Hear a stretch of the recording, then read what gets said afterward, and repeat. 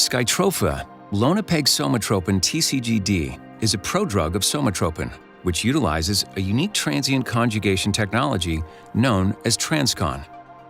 Skytrofa consists of three parts: somatropin, a linker designed to release the somatropin at physiological pH and temperature, and a carrier, which protects the somatropin until it is released. Inside the body, somatropin is consistently released from the prodrug following first-order kinetics, which results in an apparent half-life of approximately 25 hours and therapeutic levels of somatropin over 1 week. The unbound linker carrier is cleared by the kidneys. The PK curve for Skytrofa is shown here. Note the peak concentration and subsequent reduction, which continue throughout the weekly dosing interval. The associated steady-state Cmax for the released somatropin is 15.2 nanograms per milliliter. Once released from the carrier and linker, somatropin can distribute throughout the body in a manner comparable with endogenous growth hormone, binding to growth hormone receptors on target tissues such as bone and adipose tissue, activating these receptors, and activating the same signaling cascades as endogenous growth hormone. The somatropin released from Skytrofa provides a dose-linear IGF-1 response over the course of a week.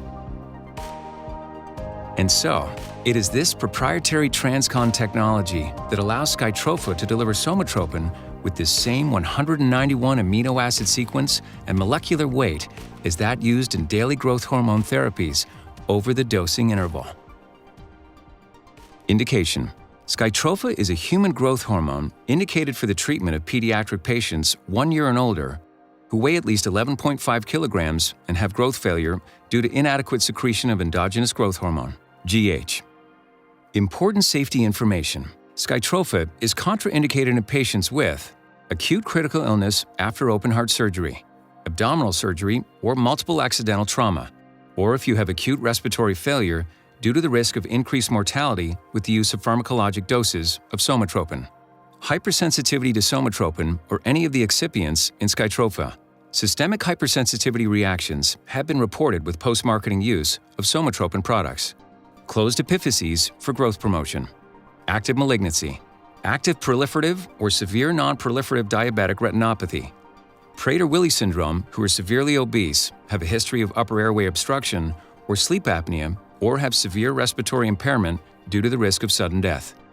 Increased mortality in patients with acute critical illness due to complications following open-heart surgery, abdominal surgery, or multiple accidental trauma, or those with acute respiratory failure has been reported after treatment with pharmacologic doses of somatropin.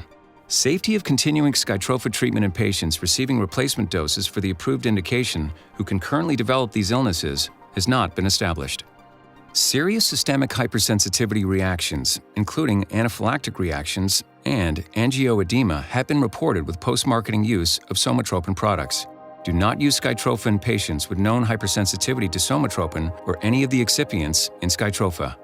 There is an increased risk of malignancy progression with somatropin treatment in patients with active malignancy. Pre-existing malignancy should be inactive with treatment completed prior to starting Skytrofa. Discontinue Skytrofa if there is evidence of recurrent activity. In childhood cancer survivors who were treated with radiation to the brain head for their first neoplasm and who developed subsequent growth hormone deficiency, GHD, and were treated with somatropin, an increased risk of a second neoplasm has been reported. Intracranial tumors, in particular meningiomas, were the most common of these second neoplasms. Monitor all patients with a history of GHD secondary to an intracranial neoplasm routinely while on somatropin therapy for progression or recurrence of the tumor. Because children with certain rare genetic causes of short stature have an increased risk of developing malignancies, practitioners should thoroughly consider the risks and benefits of starting somatropin in these patients. If treatment with somatropin is initiated, carefully monitor these patients for development of neoplasms.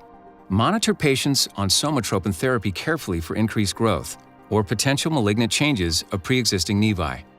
Advise patients' caregivers to report marked changes in behavior, onset of headaches, vision disturbances, and/or changes in skin pigmentation or changes in the appearance of pre-existing nevi. Treatment with somatropin may decrease insulin sensitivity, particularly at higher doses. New onset type 2 diabetes mellitus has been reported in patients taking somatropin. Undiagnosed impaired glucose tolerance and overt diabetes mellitus may be unmasked. Monitor glucose levels periodically in all patients receiving Skytrofa. Adjust the doses of anti-hyperglycemic drugs as needed when Skytrofa is initiated in patients. Intracranial hypertension, IH, with papilledema, visual changes, headache, nausea, and/or vomiting has been reported in a small number of patients treated with somatropin.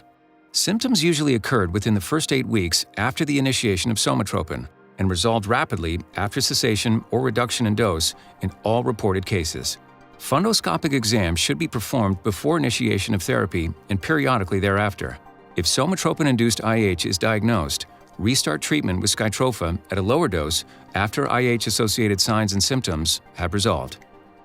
Fluid retention during somatropin therapy may occur and is usually transient and dose-dependent. Patients receiving somatropin therapy who have or are at risk for pituitary hormone deficiencies may be at risk for reduced serum cortisol levels and/or unmasking of central, secondary hypoadrenalism. Patients treated with glucocorticoid replacement for previously diagnosed hypoadrenalism may require an increase in their maintenance or stress doses following initiation of Skytrofa therapy. Monitor patients for reduced serum cortisol levels and/or need for glucocorticoid dose increases in those with known hypoadrenalism. Undiagnosed or untreated hypothyroidism may prevent response to Skytrofa. In patients with GHD, central, secondary hypothyroidism may first become evident or worsen during Skytrofa treatment. Perform thyroid function tests periodically and consider thyroid hormone replacement. Slipped capital femoral epiphysis may occur more frequently in patients undergoing rapid growth. Evaluate pediatric patients with the onset of a limp or complaints of persistent hip or knee pain. Somatropin increases the growth rate, and progression of existing scoliosis can occur in patients who experience rapid growth. Somatropin has not been shown to increase the occurrence of scoliosis. Monitor patients with a history of scoliosis for disease progression. Cases of pancreatitis have been reported in pediatric patients receiving somatropin. The risk may be greater in pediatric patients compared with adults. Consider pancreatitis in patients who develop persistent severe abdominal pain. When Skytrofa is administered subcutaneously at the same site over a long period of time, lipoatrophy may result. Rotate injection sites when administering Skytrofa to reduce this risk. There have been reports of fatalities after initiating therapy with somatropin in pediatric patients with Prader-Willi syndrome who had one or more of the following risk factors: severe obesity, history of upper airway obstruction or sleep apnea, or unidentified respiratory infection. Male patients with one or more of these factors may be at greater risk than females.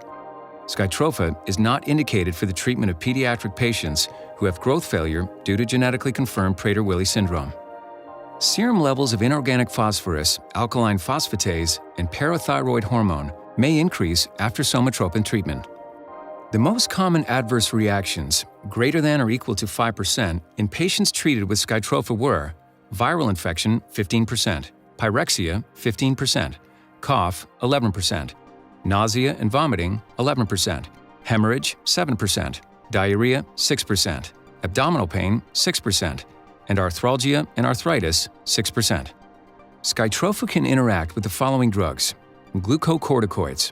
Skytrofa may reduce serum cortisol concentrations, which may require an increase in the dose of glucocorticoids. Oral estrogen. Oral estrogens may reduce the response to Skytrofa. Higher doses of Skytrofa may be required. Insulin and/or other hypoglycemic agents. Skytrofa may decrease insulin sensitivity. Patients with diabetes mellitus may require adjustment of insulin or hypoglycemic agents. Cytochrome P450 metabolized drugs.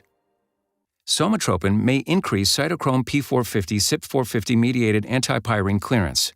Carefully monitor patients using drugs metabolized by CYP450 liver enzymes in combination with Skytrofa. You are encouraged to report side effects to FDA at 800-FDA-1088 or www.fda.gov/medwatch.